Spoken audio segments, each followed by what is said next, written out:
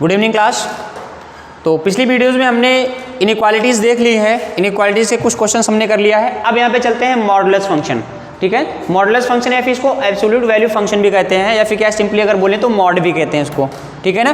देखो modulus function जो है अगर यहाँ पे देखेंगे तो डायरेक्टली इसमें क्वेश्चन नहीं आते हैं, लेकिन इसका एप्लीकेशन यूज़ होता है। ठीक है, तो इसमें हम मॉडुलस में यहाँ पे बेसिकली क्या पढ़ने वाले हैं, सबसे पहले तो हमें पढ़ेंगे मॉडुलस होता कैसे है, मतलब क्या होता है। इसके बाद इस पर हम इसका ग्राफ भी देख लेंगे, मॉडुलस फंक्शन का ग्राफ क्या होता है। फिर यहाँ पे डोमेन रेंज भी देख लेते हैं, मतलब ओवरऑल हम इसकी पूरी जन्म कुंडली यहाँ पे निकाल लेंगे, है ना। फिर इसके बाद जो हमारा जो मेन फोकस होगा वो दो चीज़ों पे होगा, एक होगा मॉडुलस, एक मॉडुलस इक्वेशन पे होगा। हम मॉडुलस इक्वेशन सीखेंगे, मॉडुलस इक्वेशन को सॉल्व करके कैसे यहाँ पे एक्स की वैल्यू निकालते हैं। और दूसरा होगा मॉडुलस इनइक्वालिटी, मॉडुलस इनइक्वालिटी। ठीक है, तो ये modulus equation and modulus inequality दो चीज़ों पे हमारा मेन यहाँ पे फोकस होगा। ठीक है, और बाकी यहाँ पे जो बेसिक चीज़ें हैं मॉडुलस से रिलेटेड उसको हम यहाँ पे डिस्कस कर लेते हैं। ठीक है, क्योंकि modulus equation and modulus inequality का जो यूज़ है ये IIT JEE के बहुत सारे क्वेश्चंस में यहाँ पे डायरेक्टली होता है। आई बात समझ के नहीं। ठीक है, तो पहले यहाँ पे देख लेते हैं इसके बेसिक्स कैसे हैं। अगर हम मॉडुलस फंक्शन की बात करें तो मॉडुलस फंक्शन होता कैसे, यहाँ पे देखने में कैसे होता है। जैसे कि यहाँ पे अदर फंक्शंस होते हैं, sine function, cos function, tan, इसी तरह से मॉडुलस भी एक फंक्शन होता है। तो इसको हम यहाँ पे ऐसे रिप्रेजेंट करते हैं y is equal to mod of x, है ना। यहाँ पे क्या है, दोनों तरफ एक ब्रैकेट लगा दे, मतलब ब्रैकेट तो नहीं है बट यहाँ पे दोनों तरफ एक स्ट्रेट लाइन्स यहाँ पे ड्रॉ करेंगे और ये y is equal to mod of x। ये अलग होता है और ये अलग होता है, ये अलग फंक्शन है ना। इसको हम ग्रेटेस्ट इंटीजर फंक्शन कहते हैं, बहुत खतरनाक फंक्शन होता है ये, है कि नहीं। ग्राफ रॉफ मतलब इससे देखा जाए तो काफ़ी यहाँ पे अच्छे ग्राफ इस पे बनते हैं, काफ़ी लॉजिकल एंड काफ़ी अच्छे ग्राफ बनते हैं। ठीक है, जब कभी भी IIT के क्वेश्चन को टफ करना होता है ना तो उस फंक्शन को क्या करते हैं, मतलब वहाँ पे जो एग्जामिनर होते हैं जो क्वेश्चन को बनाते हैं उस फंक्शन को क्या करेंगे, ग्रेटेस्ट इंटीजर फंक्शन के अंदर डाल देते हैं और पूछ लेते हैं आप इसका डोमेन है या रेंज है फिर क्या, मतलब इससे रिलेटेड चीज़ों को बताने के लिए मतलब एक्स की वैल्यू बताओ। ठीक है ना, तो ये अलग चीज़ होता है और ये अलग होता है। ठीक है, अगर आपको बुक में मिले तो दोनों में कंफ्यूज मत होना। तो अभी यहाँ पे हम ये वाला डिस्कस कर रहे हैं, इसको भी ग्रेटेस्ट इंटीजर फंक्शन भी डिस्कस करेंगे जब हम फंक्शन स्टार्ट करेंगे तो वहाँ पे। ठीक है, अभी यहाँ पे इसका यूज़ है बेसिक में, तो अभी यहाँ पे देख लेते हैं। तो वाइज क्वेश्चन मॉड एक्स, देखो मॉड एक्स का सिंपली मतलब ये है, अगर अंडर रूट के अंदर, ध्यान समझिए, अगर कहीं भी अगर रूट के अंदर स्क्वायर क्वांटिटी यहाँ पे लिखी हुई है तो वो हमारा क्या है, मॉड लिखा होता है। क्या हमने बताया, अगर रूट के अंदर स्क्वायर क्वांटिटी यहाँ पे लिखी हुई है तो यहाँ पे क्या हो जाएगा, मॉड हो जाएगा। जैसे एग्जांपल के लिए अगर यहाँ पे अगर हम लिख दें, दैट इज सॉल्व करिए, मान लीजिए यहाँ पे y is equal to sine square x आ गया। ठीक है, रूट के अंदर साइन स्क्वायर एक्स आ गया, तो अभी तक हम लोग क्या है सॉल्व करके यहाँ पे क्या लिखते थे, साइन लिख लेते। ठीक है ना, सॉल्व करके यहाँ पे देखो ये बोलते थे, मतलब इससे क्या है, ये पावर कट गई, 2 से क्या है, मतलब ये पावर 1/2, ये कैंसिल हो गया, रूट कैंसिल हो गया, तो यहाँ पे साइन एक्स। लेकिन अब यहाँ पे ये नहीं करेंगे। ठीक है, हमने क्या बताया, आप अब धीरे धीरे क्या है बड़ी क्लासेस में आ रहे हो, जैसे आप x square is equal to 4 को सॉल्व करने के बाद एक्स इज इक्वल टू 2 लिखते थे, यहाँ पे गलत हो जाता था ना। ठीक है ना, वैसे यहाँ पे y is equal to root of x sine square x अगर लिखा है तुमने साइन एक्स, आप NCERT की बुक में देखेंगे तो उन्होंने भी यही फॉलो किया है। ठीक है, तो अगर आप इसको लिखना चाहते हैं यहाँ पे कंटिन्यू करके तो ये आपका लिखा जाएगा साइन एक्स और यहाँ पे लगेगा मॉड, तो ये y इज इक्वल टू ये मॉड ऑफ साइन एक्स होगा। आई बात समझ में नहीं। ठीक है ना, तो कहने का मतलब ये है, अगर स्क्वायर रूट के अंदर कोई स्क्वायर क्वांटिटी अगर लिखी गई है तो उसको सॉल्व करने पे मॉड आता है। जितनी बात समझ में आएगी नहीं, तो यहाँ पे ये मॉड हो गया। और इसको यहाँ पे अगर देखेंगे, इसकी वैल्यू जो होती है y is equal to plus x होती है और y is equal to minus x होती है, ये डिफाइन होता है। ये प्लस एक्स कब होती है, जब हम x की वैल्यू क्या है, पॉजिटिव लेंगे। जब x की वैल्यू पॉजिटिव लेंगे तो y की वैल्यू क्या आएगी, प्लस, और x की वैल्यू जब हम नेगेटिव लेते हैं तो y की वैल्यू क्या आती है, माइनस आती है। इतनी बात समझ में आएगी नहीं। ठीक है ना, ये हो गया। अच्छा, मॉड फंक्शन की एक क्वालिटी ये होती है, इसकी एक क्या स्पेशलिटी ये होती है कि मॉड के अंदर कोई भी आप नंबर रख दो वो उसको क्या कर देगा, ऑलवेज पॉजिटिव कर देगा। जैसे यहाँ पे नॉर्मली अगर हम यहाँ पे बोलेंगे y is equal to mod of x है, और अगर हमने यहाँ पे x इज इक्वल टू -2 ले लिया तो y इज इक्वल टू -2 के यहाँ पे मॉड के अंदर रखेंगे तो इसका जो आउटपुट आएगा ना, इसका जो यहाँ पे आउटकम आएगा ये ऑलवेज मतलब यहाँ पे क्या है, 2 आ जाएगा। आई बात समझ में नहीं। तो मतलब मॉड का क्या, मॉड का सिंपल सा फंडा है। मॉड क्या कहता है, मॉड ये कहता है कि मर जाएंगे लेकिन निगेटिव नहीं होने देंगे। है ना। सिंपल सा फंडा ये है कि मतलब मॉड जो है ये कभी भी नेगेटिव वैल्यू नहीं होने देगा। आप नेगेटिव वैल्यू रखोगे तब भी ये पॉजिटिव वैल्यू देगा, और अगर मॉड के अंदर क्या है यहाँ पे ये पॉजिटिव वैल्यू रखोगे तब तो पॉजिटिव वैल्यू यहाँ पे दे ही रहा है। इतनी बात समझ में आएगी नहीं, मतलब मॉड की ये कैरेक्टरिस्टिक्स होती है। तो हमने यहाँ पे मॉड देख लिया, अब इसका हम ग्राफ यहाँ पे देख लेते हैं कैसे होता है। ग्राफ हम क्यों देख रहे हैं, क्योंकि हमको मॉडुलस फंक्शन, देखो हर एक फंक्शन का आपको डोमेन और रेंज आना बहुत ज़्यादा ज़रूरी है, ठीक है ना। तो हम यहाँ पे देखते हैं इसका डोमेन एंड रेंज निकालने के लिए पहले हम ग्राफ बनाते हैं, और आपको अगर डोमेन रेंज याद करना तो आप रटिए मत उसको, ग्राफ बना के इसको देख लीजिए।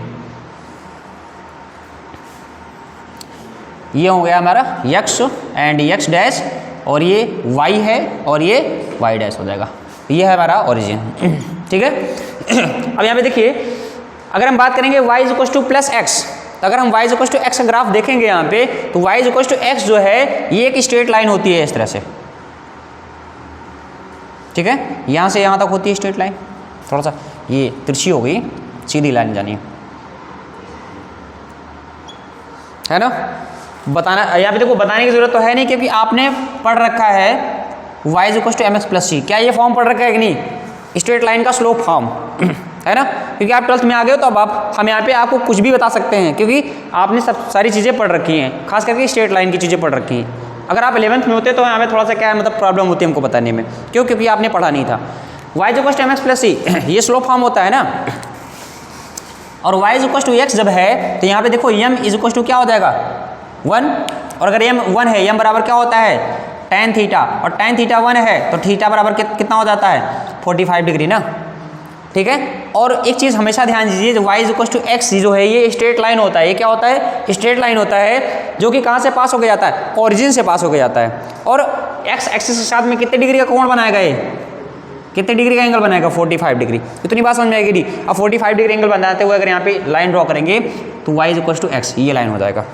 ये क्या इतनी बात समझ में आएगी नहीं क्लास, इतनी बात समझ में आ रही है ना। ये हमारा हो गया लाइन, लेकिन यहाँ पे क्या करें, ये y is equal to x कहाँ तक होगा, जहाँ पे x की वैल्यू पॉजिटिव है।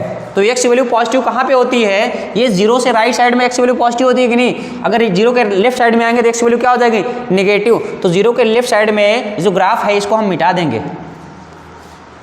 आई बात समझ ना, क्यों, क्योंकि यहाँ पे कह रहे हैं x की वैल्यू क्या है पॉजिटिव के लिए ही जो ग्राफ है y is equal to x ये वैलिड है।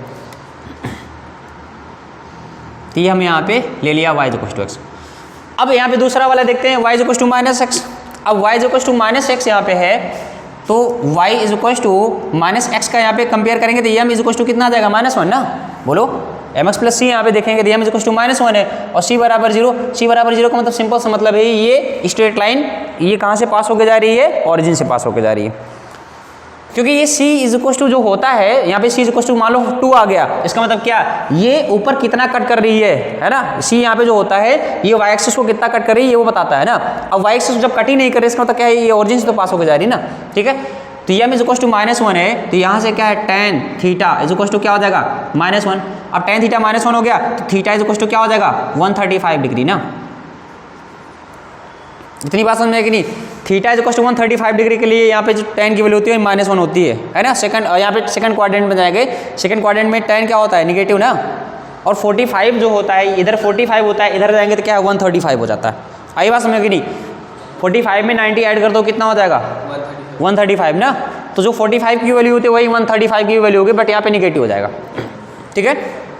अब देखो इसका मतलब अब एक ऐसा स्ट्रेट लाइन बनाना है जो कि यहाँ पे कहाँ से पास होके जाना चाहिए, ओरिजिन से पास होके जाना चाहिए, और 135 डिग्री का एंगल बनाए। अच्छा 135 डिग्री का एंगल बनाते हुए अगर हम एक स्ट्रेट लाइन यहाँ पे लिखेंगे बनाएंगे तो कैसा होगा,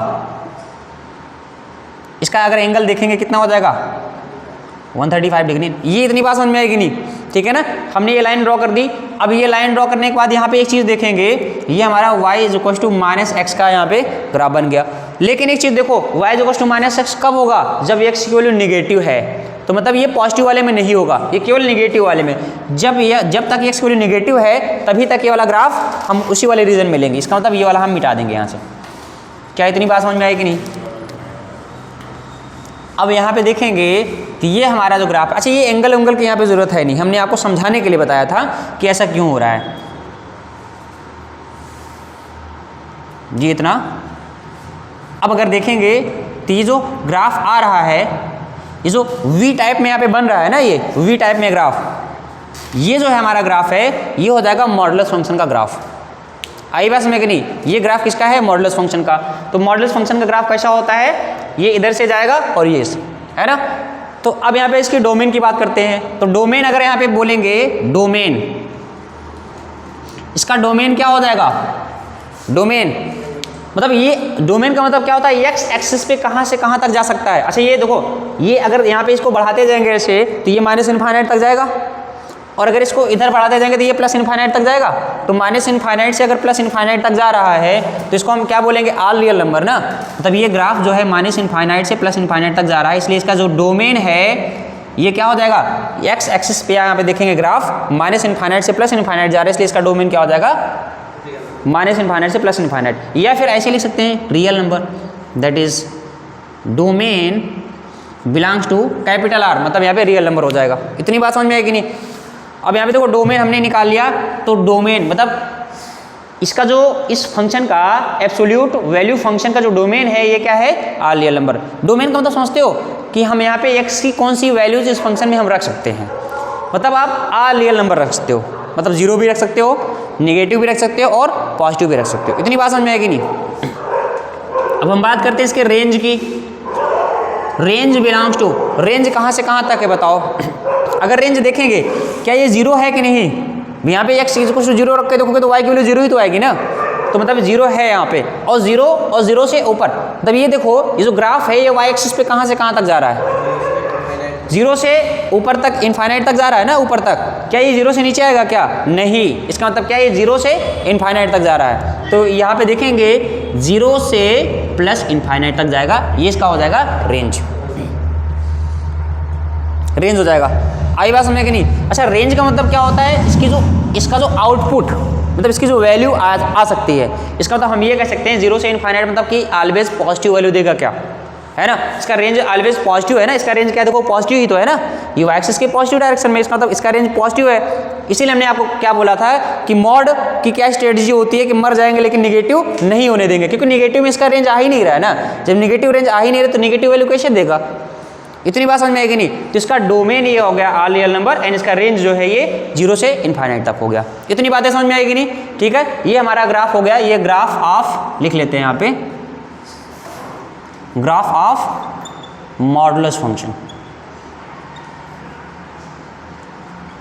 ये क्या हो जाएगा? Graph of modulus function. ये मॉडुलस फंक्शन का ग्राफ हो गया। ठीक है ना? इतना आप लोग नोट कर लीजिए जल्दी से। देखो हमने यहाँ पे मॉडुलस फंक्शन का इंट्रोडक्शन देख लिया। अब मॉडुलस फंक्शन में हमने ग्राफ भी देख लिया, डोमेन रेंज भी देख लिया। ठीक है, अब मॉडुलस फंक्शन का यूज़ करने के लिए कुछ यहाँ पे फॉर्मूले पे प्रॉपर्टीज होती है, हम उसको देखते हैं। जैसे कि mod x is equal to a आ गया। मान लो मॉड एक्स की वैल्यू क्या है? ए के बराबर आ गई, है ना। तो इसको जब सॉल्व करेंगे तो यहाँ पे क्या हो जाएगा? X is equal to plus minus a आ जाएगा। आई बात समझ, जब मॉड हटेगा ना, जब मॉड हटेगा तो राइट वाला जो नंबर है इस पर प्लस माइनस साइन लग जाएगा। इतनी बात समझ में आई ना। अगला यहाँ पे देखते हैं दूसरा।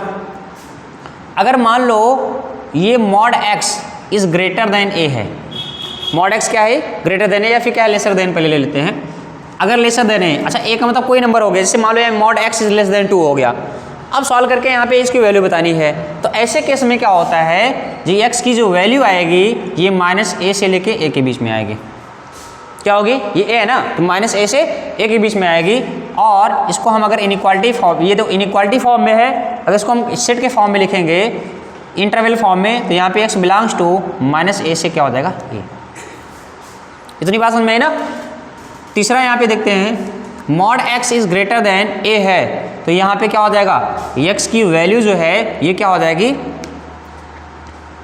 लेस देन माइनस ए, और एक्स इज ग्रेटर देन ए। ठीक है, अगर इसको हम यहाँ पे लिखना चाहेंगे तो x is less than minus a से छोटा है। यहाँ पे देखो होगा क्या, एक होगा यहाँ पे माइनस ए, एक हो जाएगा ए। अगर लेस देन माइनस ए है, माइनस ए से छोटा, इसका मतलब क्या? माइनस इनफाइनाइट से माइनस ए के बीच में ना।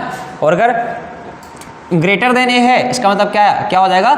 ये प्लस इनफाइनाइट तक हो जाएगा, तो मतलब ए से इनफाइनाइट तक। तो यहाँ पे एक्स बिलोंग्स टू क्या हो जाएगा? दैट इज माइनस, और x is less than minus a का मतलब क्या हो जाएगा? माइनस इनफाइनाइट से माइनस ए यूनियन ए से क्या हो जाएगा? इनफाइनाइट। इतनी बात समझ में आई ना।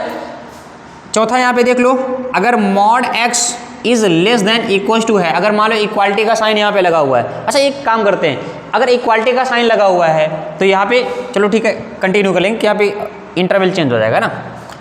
तो यहाँ से क्या हो जाएगा, लेस, यहाँ पे देखो लेस देन था ना, तो यहाँ पे इसकी वैल्यू माइनस ए से ए के बीच में थी, तो यहाँ पे भी क्या होगा, इसकी वैल्यू क्या है, माइनस ए से क्या है, ए के बीच में हो जाएगी। या फिर इसको मैं अगर इस तरह से लिखेंगे तो x बिलोंग्स टू, तो यहाँ पे कौन सा ब्रैकेट लग जाएगा, क्लोज ब्रैकेट, है ना। पांचवा यहाँ पे देखेंगे mod x is greater than a है, तो यहाँ पे क्या हो जाएगा, x is less than equal to minus a और x is greater than equal to a। या फिर इसको अगर हम लिखना चाहेंगे तो क्या लिखेंगे, x belongs to minus infinite से माइनस a यूनियन क्या हो जाएगा, a से इनफाइनाइट। ठीक है, ये हो गया। अगला यहाँ पे देखते हैं 6, ये तो हमारा हो गया x is less then a, इस तरह से। अब मान लो अगर मॉड क्या है, दो नंबर्स के बीच में यहाँ पे आ रहा है, सपोज करो mod x is between a and b। अब दो नंबर के बीच में अगर आ रहा है तो इसको जब यहाँ पे सॉल्व करके जब मॉड को ओपन करके इसकी वैल्यू जब निकालेंगे, x की वैल्यू जब निकालेंगे तो क्या होगा, जब मॉड x हटेगा एक बार यहाँ पे देखो मॉड x की जगह पे क्या हो जाएगा, प्लस माइनस x होगा ना, मॉड x का मतलब प्लस माइनस x होगा, तो एक बार प्लस x होगा, जब प्लस x होगा मान लो यहाँ पे हटा दिया हमने तो प्लस x होगा, तो यहाँ पे क्या हो जाएगा, x की वैल्यू क्या है, a से b के बीच में होगी। इतनी बात समझ में आएगी नहीं। एंड दूसरा क्या हो जाएगा, जब यहाँ पे माइनस साइन लगाएंगे तो यहाँ पे देखो होगा क्या, जब ये माइनस लगेगा तो माइनस x की वैल्यू ये ऐसे हो जाएगी। इतनी बात समझ में आएगी नहीं। एक बार हमने प्लस लिया तो a से b हो गया, अब माइनस हो गया, लेकिन हमने आपको बताया था कि कभी भी x का कोफिशिएंट नेगेटिव नहीं होना चाहिए। अब नेगेटिव नहीं होना चाहिए, इसके लिए क्या करना पड़ेगा, हम पूरे में क्या है, माइनस से मल्टीप्लाई करेंगे, और जैसे माइनस से मल्टीप्लाई करेंगे इनइक्वालिटी क्या हो जाएगी, चेंज हो जाएगी। अब अगर ध्यान से देखेंगे तो इनइक्वालिटी क्या हो जाएगी, चेंज, ये माइनस यहाँ पे ये हो जाएगा माइनस b। ठीक है, अब इसको क्या करेंगे, इसे इसको रोटेट कर दो, और जैसे रोटेट कर देंगे क्या ये x इज ग्रेटर देन यहाँ पे minus B and less than minus a हो जाएगा क्या,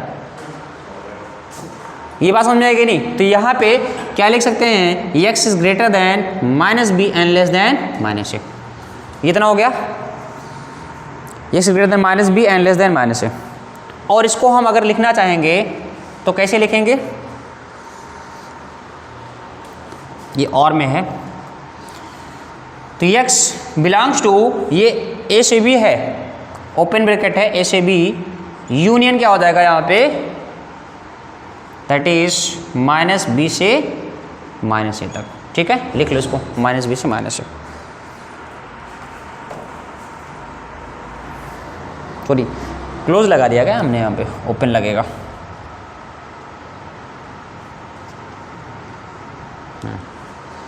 ये हो गया, तो ये हमने इस तरह से कर लिया 6 वाला। अगर मान लो यहाँ पे इक्वालिटी का साइन लगाया है तो क्या हो जाएगा, x is greater than a and less than equal to b, और x is greater than equal to minus B and less than equal to minus a। इसको अगर इक्वालिटी इसमें लिखेंगे इंटरवल फॉर्म में तो यहाँ पे a से b हो जाएगा और यूनियन क्या हो जाएगा, माइनस b से माइनस a तक। तो a से b हो जाएगा यूनियन माइनस b से माइनस a तक। 8 नंबर यहाँ पे देखते हैं,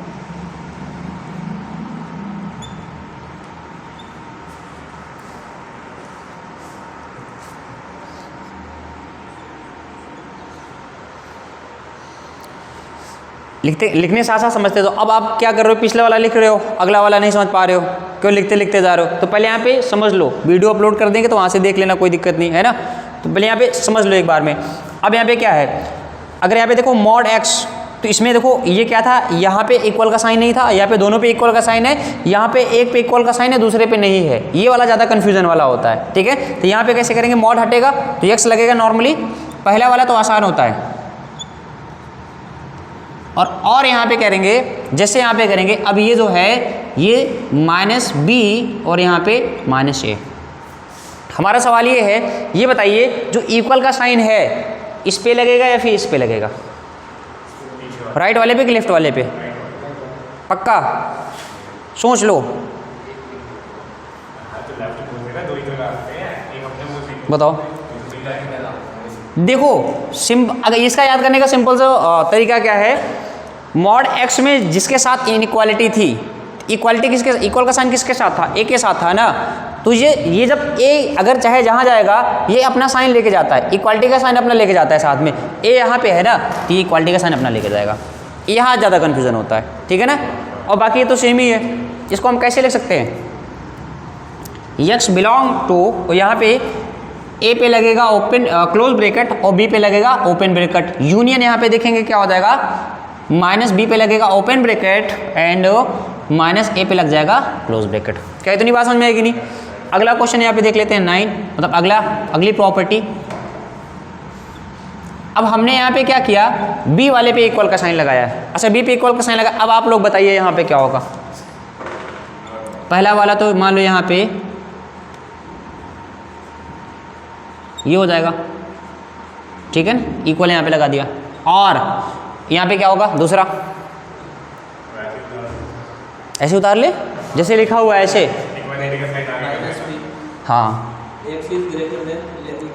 minus B and less than A, and lesser than यहाँ पे हो जाएगा। अब इसको जब सॉल्व करेंगे, हाँ माइनस ए, ठीक है, इसको जब सॉल्व करेंगे। अब बताओ इनइक्वालिटी वाला बताओ, चलो बताओ अंकित, इंटरवल वाला फॉर्म कैसे इंटरवल फॉर्म में लिखेंगे? जैसे से नहीं, मतलब यहाँ पे बोलना पड़ेगा ना। हाँ ए पे क्या ओपन लगेगा क्लोज, ओपन लगाएंगे यहाँ पे ए पे और बी पे क्लोज, यूनियन। अब अगर हम देखेंगे बी पे क्या माइनस बी पे क्या लगेगा, ओपन के क्लोज लगेगा, हाँ, और यहाँ पे लग जाएगा ओपन। इतनी बातें समझ में आएगी नहीं? इसको नोट कर लो जल्दी से।